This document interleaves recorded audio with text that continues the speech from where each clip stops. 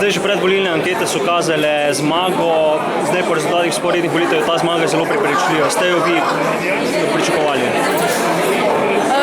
Na nek način smo si želeli zmage, zato smo tudi se spustili v ta nek volilni boj in danes je res naš dan, smo zelo veseli nad rezultatom, ki je, tako da je pa res, da se pa pravo delo zdaj šele začenja.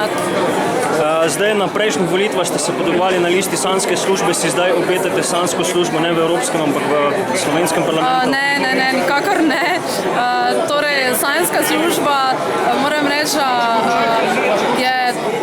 je bil projekt, torej neke državne iniciative, ki je tudi zastopal stališča pravne države in pravičnosti, vrnitve k človeku, tako da do zdaj nikoli nisem bila politično aktivna in to je v bistvu moj prvi korak v tej smeri.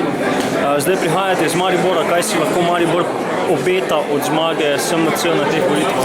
Pustimo danes najprej tem rezultatom, torej da se z njimi poveselimo, ne? In tako kot sem rekla na začetku, ta rezultat je tudi velika odgovornost do volivcev, do države in pravo delo se šele začenja.